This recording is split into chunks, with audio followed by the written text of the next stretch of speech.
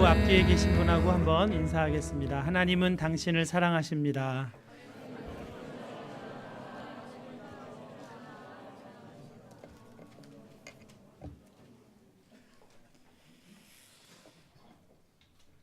내가 원하는 삶을 살았더라면 이라는 책의 제목이 있습니다.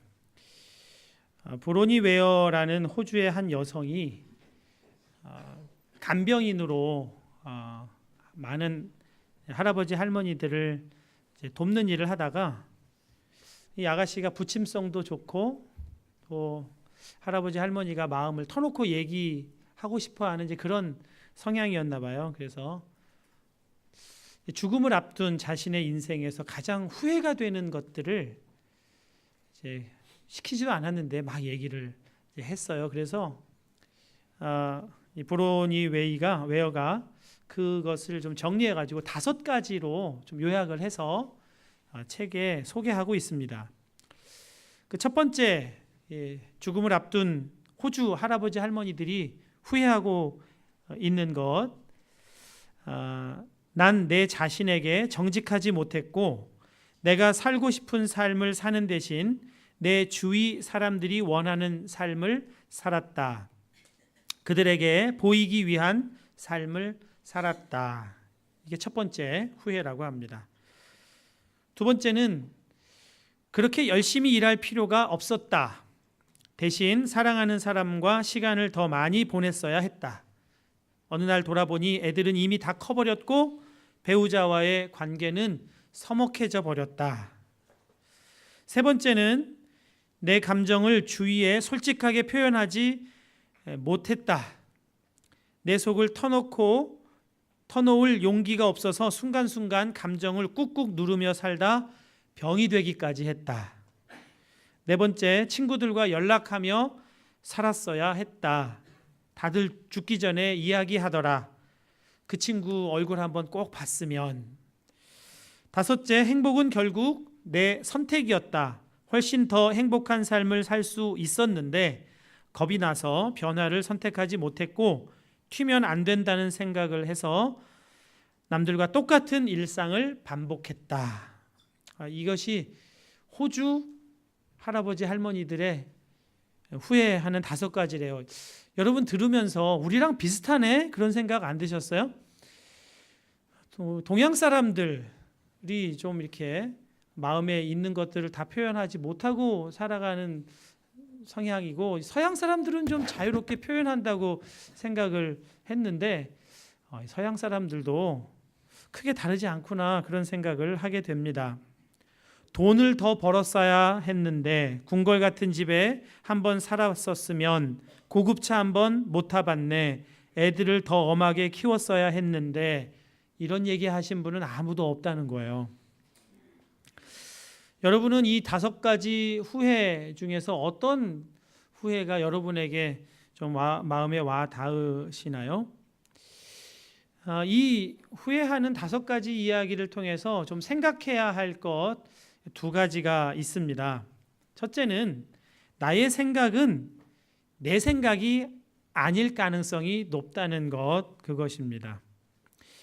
이분들의 후회 이야기를 들으면서 무엇을 후회하고 있는가도 주목해 봐야 하지만 왜, 어떻게 후회하게 되었는가, 거기에 우리가 좀 더 주목해야 할 필요가 있습니다. 첫 번째 후회 목록이 4가지 후회 목록에 전체 영향을 주고 있음을 생각해 볼 필요가 있습니다. 첫 번째 후회 목록은 누군가에게 보이기 위해 살았다라는 겁니다. 누군가에게 잘 보이기 위해 살았다는 거예요. 그 얘기는 누군가가 나에게 어떤 말을 했다는 거죠. 그 말에 따라 내가 그 말에 잘 반응하기 위해, 잘 보이기 위해 살았다는 겁니다. 우리는 정말 많은 말을 들으면서 삽니다. 이 음성으로 들리는 말도 있지만 얼굴 표정이나 태도를 통해서도 우리는 많은 말을 듣습니다. 저 표정이 뭘 말하고 있는 거야? 저 태도가 뭘 말하고 있는 거야? 그걸 우리는 듣습니다. 그리고 그 들은 말대로 잘 보이기 위해서 살려고 어느새 우리가 그렇게 움직여져 가고 있는 거죠. 많은 사람들이 그렇게 말합니다. 열심히 일해야 한다. 아이들과 함께하는 시간 못 갖는 거 그거는 감수해야지. 어떻게 내 감정대로만 살아. 친구 그건 사치 아닌가. 그럴 시간이 어디 있나. 너무 튀지 않게 적당히 살아야 된다는 그런 말, 표정, 태도를 계속 듣는 거예요. 그리고 그 들은 말대로 우리가 어느새 길들여져서 거기에 잘 보이기 위해 살아가는 겁니다. 그런데 안타까운 것은 그 많은 말들, 내가 들은 그 말이 정말 참된 말이었고 내 인생에 가치 있는 말이었는가를 분별하게 되는 때는 죽음을 눈앞에 둔 때라 하는 겁니다. 죽음 앞에 서 봐야 그 말의 무게가 정말로 가벼운 것이었다는 것을 그때 가서야 알게 된다는 거죠. 참 그것은 안타까운 일입니다. 만약 이 할아버지 할머니가 정말 이것을 깨달은 대로 한번 다시 인생을 살고 싶다. 그래서 젊은 시절로 돌아갔다. 그러면 과연 이분들은 그분들이 깨달은 대로 살 수 있었을까요? 저는 거의 불가능하지 않을까 그렇게 생각이 됩니다. 같은 이야기를 같은 무게로 계속 들을 것이기 때문이죠. 나사로와 부자 이야기가 있습니다. 나사로는 거지로 살았고 부자는 아주 화롭게 살았어요. 나사로는 죽어서 아브라함의 품, 그러니까 천국에 가게 됐고 부자는 지옥의 아주 뜨거운 불 가운데 떨어지게 됐습니다. 자기가 이 지옥에 와보니까 우리 형제, 내가 아는 친척들은 결코 와서는 안 되는 곳이라는 것을 이제 알게 된 거예요. 그래서 좀 이 얘기를 꼭 전해주고 싶어요. 그래서 아브라함에게 부탁을 합니다. 저 나사로를 다시 살려서 내 형제들에게 가서 너희는 여기 오면 안 돼. 여기는 절대 와서는 안 되는 곳이야. 그렇게 가서 얘기를 좀 하게 해달라고 부탁을 합니다. 그때 아브라함이 좀 냉정하게 이야기를 하죠. 저들에게 모세의 책과 선지자의 글이 있다. 이미 알아들을 수 있는 것은 다 있다. 그렇기 때문에 죽은 자가 살아 돌아가서 말을 해도 아무 소용이 없다. 들을 사람은 다 이미 있는 것으로도 다 들을 수 있다. 그렇게 좀 냉정하게 말을 해요. 냉정하지만 그것은 현실인 것 같아요. 여러분에게 죽음을 앞둔 할아버지 할머니들이 무엇을 후회하는지 다 얘기를 해드리고 여러분은 이미 이 책을 읽으신 분도 있고 혹은 그냥 목록만 들으신 분도 계실지 모릅니다. 죽음을 눈앞에 둔 사람이에요. 그 사람이 절박한 심정으로 하는 얘기입니다. 그 얘기 들었다고 해서 우리가 그 후회하는 인생 반복해서 안 살고 있나요? 그게 아니에요. 우리가 살아가면서 듣는 정말 많은 말들, 표정을 통해 태도를 통해 듣는 이 많은 말들이 얼마나 무겁게 우리를 짓누르고 있다고 하는 것을 우리가 알 수 있습니다. 믿음은 들음에서 난다고 했습니다. 듣는 것에 믿음이 결정된다는 말입니다. 그렇기 때문에 무엇을 들으며 사는가가 정말 중요한 것이죠. 보통 우리는 내가 생각하고 내가 결정하면서 결정한 대로 살아간다고 생각합니다. 그러나 실상은 듣는 이야기에 많은 영향을 받아 그 이야기에 따라 생각하고 결정하면서 살아가는 게 훨씬 많습니다. 무언가가 생각난다면 나도 모르게 어떤 말을 들은 겁니다. 그걸 우리가 잘 분별할 수 있어야 합니다. 성경에서는 우리 사람들이 세 가지 종류의 말을 계속해서 들으면서 살아간다고 말씀해 줍니다. 첫째는 우리 육신이 하는 말입니다. 로마서 8장 5절에서 7절 말씀입니다. 육신을 따르는 자는 육신의 일을, 영을 따르는 자는 영의 일을 생각하나니 육신의 생각은 사망이요 영의 생각은 생명과 평안이니라. 육신의 생각은 하나님과 원수가 되나니 이는 하나님의 법에 굴복하지 아니할 뿐 아니라 할 수도 없음이라. 육신에 있는 자들은 하나님을 기쁘시게 할 수 없느니라. 육신의 생각은 사망이요 하나님과 원수되는 생각이라고 했습니다. 그 생각이 우리에게 들어온다는 거예요. 그것이 어떻게 나타나냐면 하나님 없이 살고 싶은 마음에서 나타납니다. 하나님과 원수가 되는 생각이라고 해서 흉측하고 끔찍한 무서운 생각만을 연상해서는 안 됩니다. 하나님과 원수되는 생각은 가장 근본적이고 가장 무서운 것은 하나님 없이 살고 싶은 생각입니다. 하나님을 모시고 살아가는 것이 불편하게 여겨지는 거예요. 그래서 우리 간혹 그러잖아요. 하나님, 이 일은 하나님 좀 고개를 좀 돌려주세요.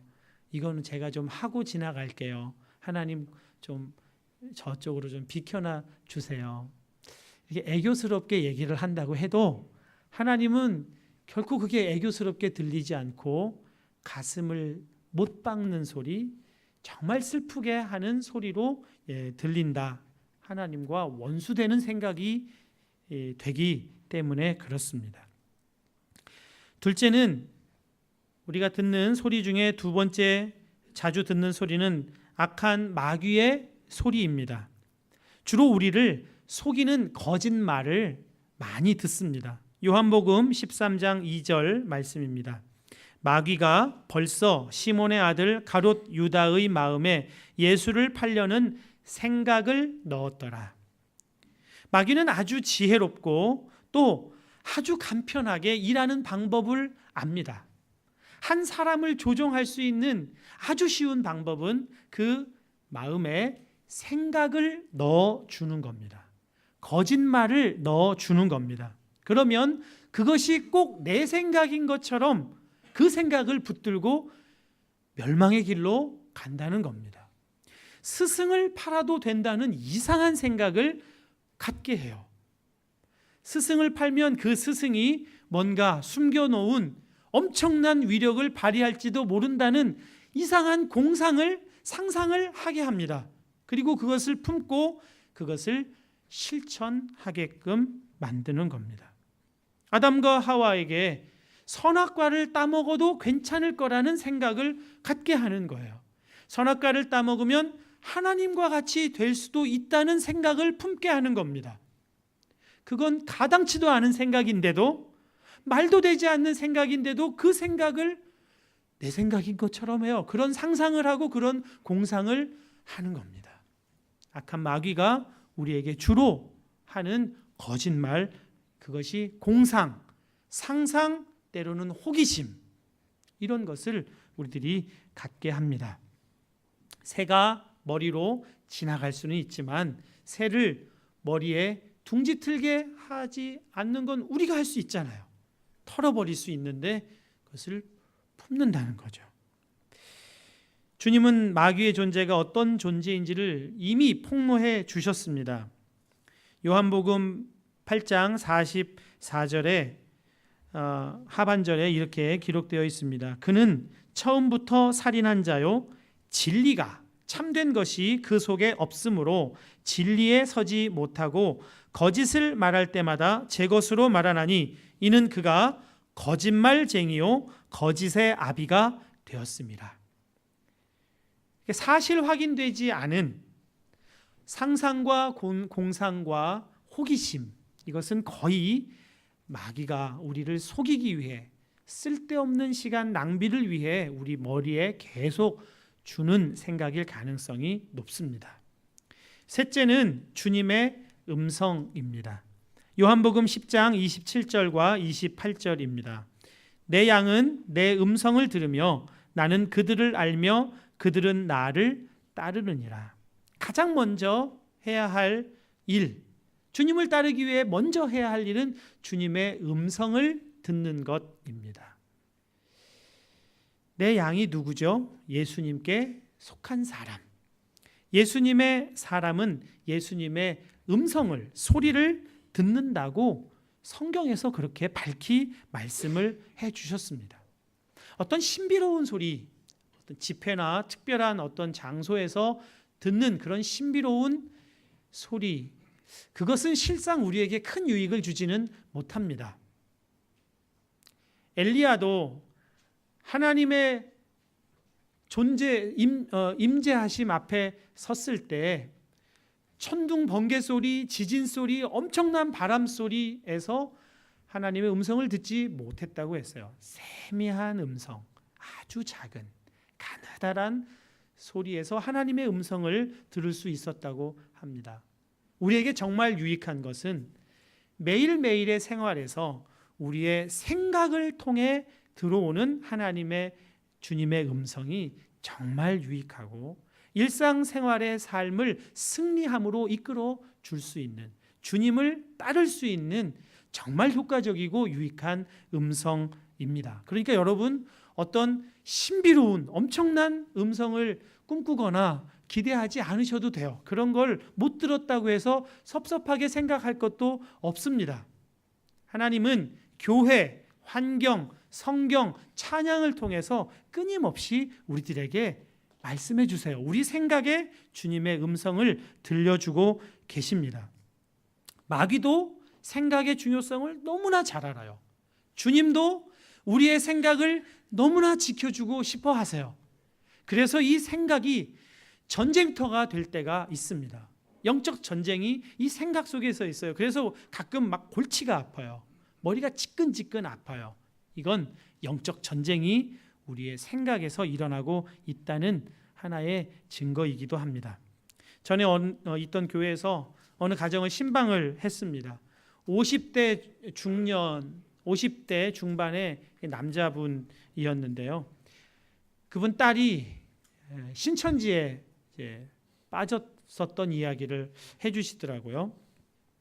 신천지에 빠져서 너무 힘든 시간, 아픈 시간을 보냈는데 이 신천지 이단에 빠진 딸이 거기서 합숙 훈련까지 하면서 1년 동안 집에 오지도 않고 아버지한테 연락도 안 하고, 그래서 도대체 어디 있나 수소문 끝에 딸이 합숙하는 곳에 갔는데 문전박대를 당하고 들어가 보지도 못하고 그 문 밖에 서서 딸이 이제나 저제나 나오나 기다리고 있다가 딸이 나오는 걸 붙들었어요. 그런데 그 딸이 왜 왔냐고 아주 냉정하게 아버지를 돌려보내는 그런 가슴 아픈 일을 이제 겪었어요. 그러면서 기도해야 되겠다는 생각이 들더라는 거예요.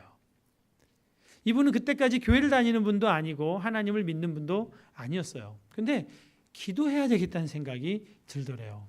그래서 자기 집에 와서 자기 방에 방문을 걸어 잠그고 이제 무릎을 꿇고 기도를 하려고 하는데, 기도하려면 누군가를 불러야 되잖아요. 기도의 대상을 불러야 되는데 누굴 불러야 되나 생각을 하다가 교회 다니는 사람들이 하나님 아버지 이제 그렇게 부르니까 나도 그러면 그렇게 한번 불러봐야지. 그리고 부르려고 하는데 불러야 되겠다는 생각은 드는데 부르지를 못하겠다라는 거예요. 하나님 아버지라고 말이 나오지를 않는다는 거예요. 이게 도대체 왜 안 나올까? 왜 하나님을 아버지라고 부르기가 이렇게 어려울까? 마음에 너는 하나님을 믿지도 않잖아. 너는 아버지라고 믿지도 않잖아. 그 생각이 계속 오니까 부르기가 그렇게 힘들더라는 거예요. 여러분은 여기 계신 대부분은 하나님 아버지 이렇게 부르실 수 있으시죠? 이건 그냥 쉽게 된 일이 결코 아닙니다. 어떤 사람에게는 정말로 힘든 일이에요. 한 1시간가량을 땀을 뻘뻘 흘리면서 쩔쩔매면서 그 한마디를 부르기 위해 정말 애를 쓰다가 결국 하나님 아버지 하고 부르고서 그 자리에 꼬꾸라져서 통곡하면서 울었다는 거예요. 일생 그렇게까지 울어본 적이 없더라는 거예요. 그 기도를 하고 얼마 안 있어 딸이 돌아왔고 그 딸이 여군에 가서 지금은 군인으로 건강하게 잘 생활하고 있다고 합니다. 여러분, 기도할 생각이 난다. 이건 그냥 우연히 된 일도 그냥 내가 생각해서가 아니에요. 이건 주님이 기도할 생각을 넣어주신 겁니다. 기도해 하고 말씀해 주신 거라 같아요. 그러니까 기도해야 되겠다는 생각이 든다면 이건 주님이 하시는 말씀이구나. 지금 주님이 내 귀에 대고 기도해라. 그렇게 말씀하시는구나 라고 받아들이면 이건 정말 놀라운 은혜가 되고 그 기도에는 능력이 나타나게 되는 줄로 믿습니다. 오늘 본문에서 주님은 조심해라 그렇게 말씀하셨습니다. 여기서 사용된 조심하라 하는 이 동사는 헬라어로 프로세코라고 하는 단어입니다. 본래는 더 가지다, 가까이 가져오다, 마음을 돌리다 이렇게 사용하는 단어인데요. 이 단어가 쓰인 신약의 여러 곳에서 볼 수 있는 주로 사용되는 의미로는 여기 오늘 나와 있는 대로 조심하라, 주의하라. 마태복음 6장 1절에 다른 사람에게 좋게 보이려고 하는 것을 조심하라 할 때 이 프로세코를 사용을 하고요.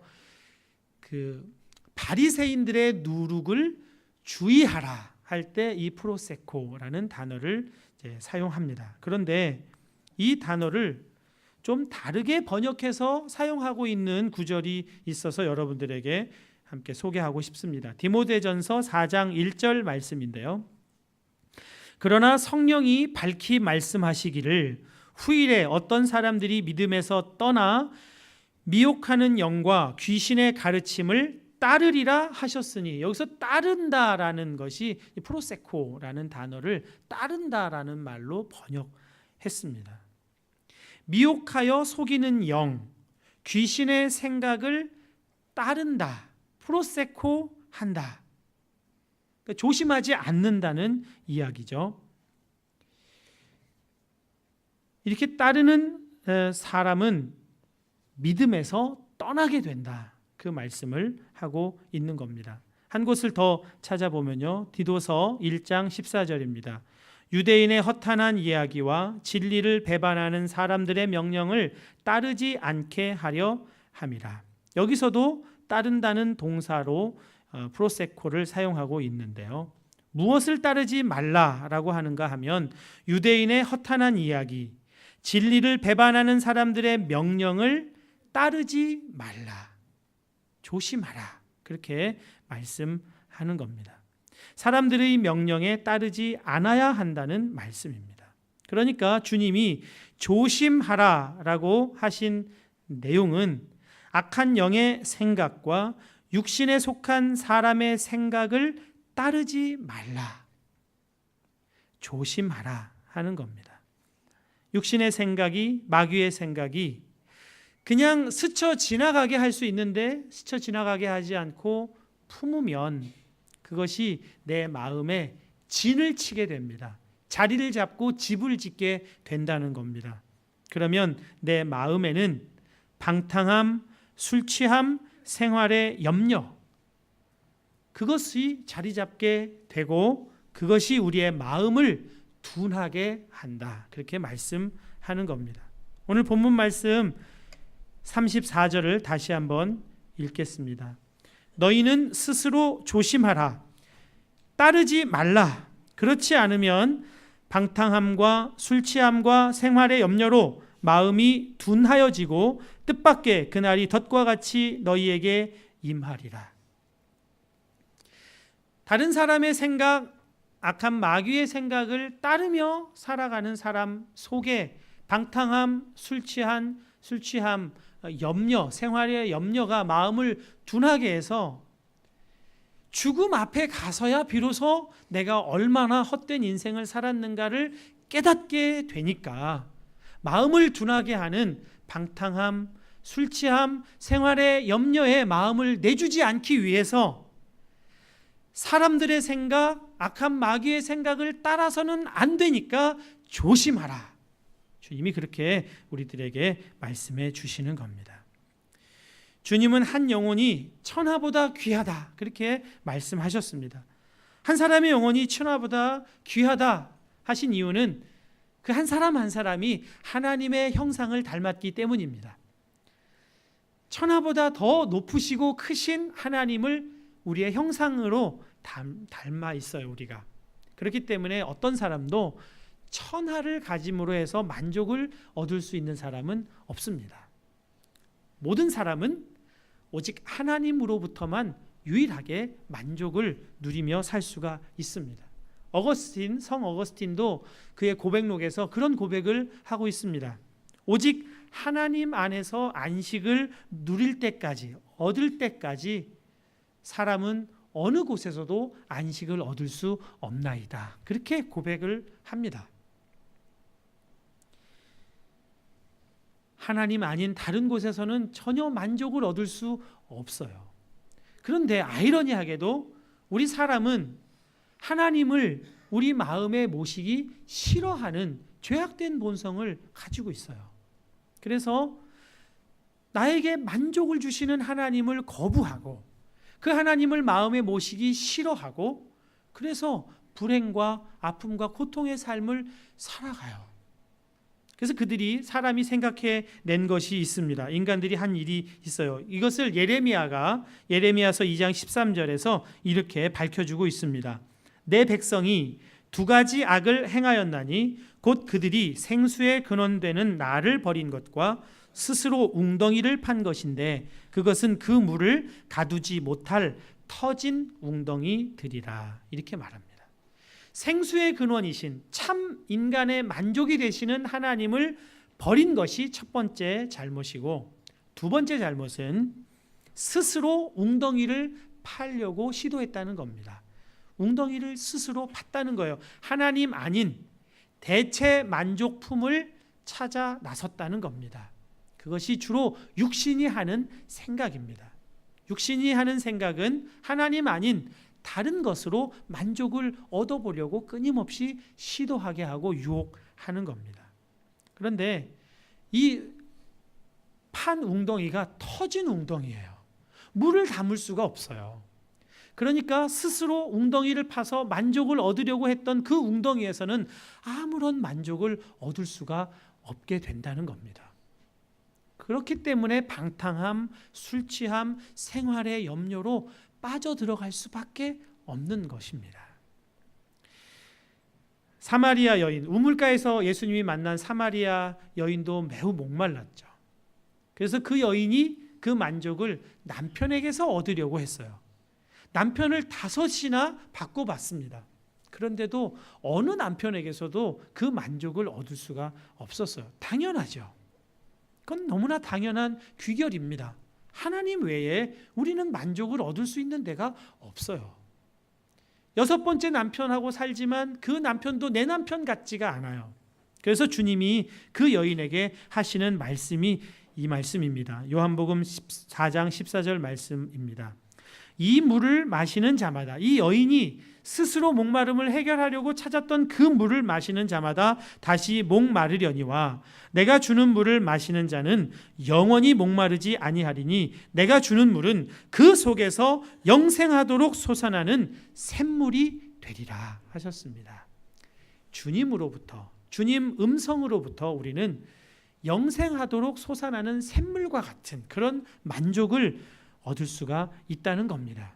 그 주님이 여러분에게 끊임없이 말씀하시는 것이 이 말씀입니다. 수고하고 무거운 짐진 자들아 다 내게로 오라. 내가 너희를 쉬게 하리라. 주님께 가기만 하면, 내가 무엇을 하지 않아도 가기만 하면 주님으로부터 우리는 만족을, 행복을 넘치도록 받을 수 있다는 겁니다. 그래서 주님의 음성을 듣는 건 너무나 중요합니다. 주님의 음성을, 우리가 듣는 많은 말들 중에서 주님의 음성을 분별해내는 건 너무나 중요해요. 그래서 주님이 오늘 본문 말씀에서 우리들에게 그렇게 권면하시는 겁니다. 36절, 이러므로 너희는 장차 올 이 모든 일을 능히 피하고 인자 앞에 서도록 항상 기도하며 깨어있으라. 그렇게 말씀을 하시는 겁니다. 주님의 음성에 귀 기울이기 위해서 기도하고 깨어있는 것이 우리에게 너무나 필요한 일입니다. 예수님의 또 다른 이름을 임마누엘이라고 하셨습니다. 하나님이 우리와 함께 하신다. 그 얘기입니다.